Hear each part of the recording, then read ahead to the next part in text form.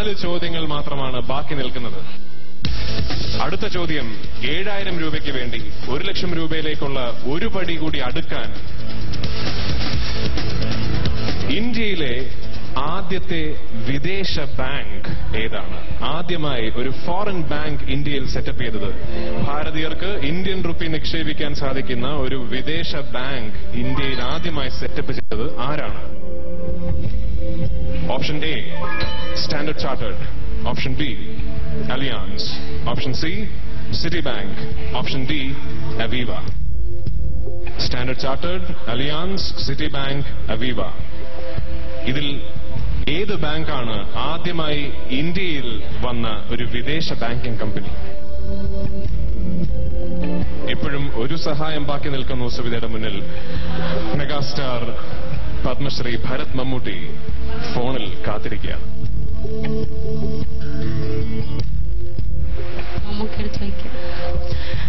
Ladies and gentlemen, Kalyan Silks Club FM Indian Rupee Game Show Contest in the phone line leke I welcome Padma Shri Bharat Mammootty. Please call.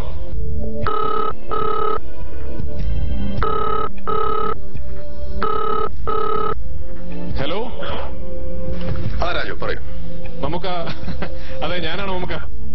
ഇക്ക സുബിതയാണ് ആദ്യമായി നമ്മുടെ hot സീറ്റിലെത്തിയ contestant. അപ്പോ സുബിത ഇതിനോടകം 6 ചോദ്യങ്ങൾക്ക് ശരിയായ ഉത്തരം തന്നു കഴിഞ്ഞു. 6000 രൂപ ലഭിച്ചു കഴിഞ്ഞു. സുബിതയ്ക്ക് 10 ചോദ്യങ്ങൾക്കുള്ള ശരിയായ ഉത്തരം പറഞ്ഞ് 1 ലക്ഷം രൂപ കരസ്ഥമാക്കിയിട്ട് സുബിതയുടെ ഭർത്താവിന് ഗൾഫിലേക്ക് ഒരു ജോലിക്ക് പോണം എന്ന ഒരു ആഗ്രഹമാണുള്ളത്. അതുകൊണ്ട് 7ാമത്തെ ചോദ്യത്തിലാണ് മമ്മൂക്കയുടെ സഹായം തേടിയിരിക്കുന്നത്. ചോദ്യം ഞാൻ പറയട്ടെ? ചോദ്യം ഇതാണ് മമ്മുക്ക. ഇന്ത്യയിലെ ആദ്യത്തെ വിദേശ ബാങ്ക് ഏത്? ആദ്യമായി മമ്മുക്ക ഒരു ബാങ്കിന്റെ ബ്രാൻഡ് അംബാസഡറാണ്, പക്ഷെ അത് ഒരു ഫോറിൻ ബാങ്ക് അല്ല.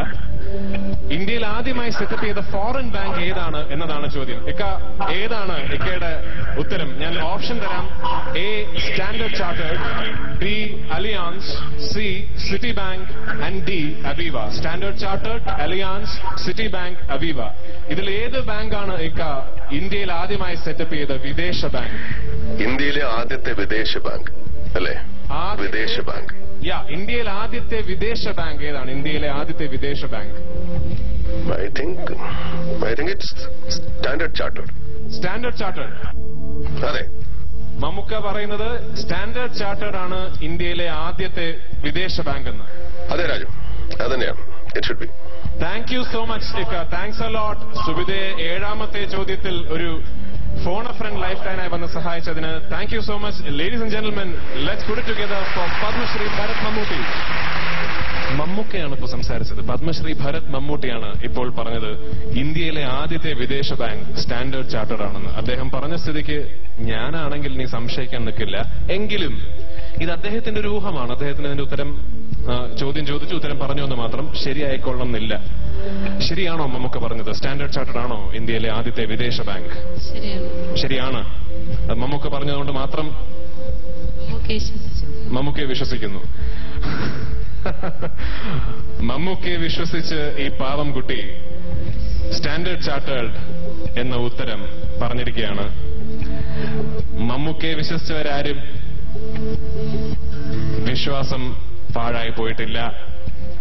ശരിയാണ് സുബിത, സ്റ്റാൻഡേർഡ് ചാർട്ടേഡ് ആണ് ഇന്ത്യയിലെ ആദ്യത്തെ വിദേശ ബാങ്ക്. കൺഗ്രാജുലേഷൻസ്. 7000 രൂപ.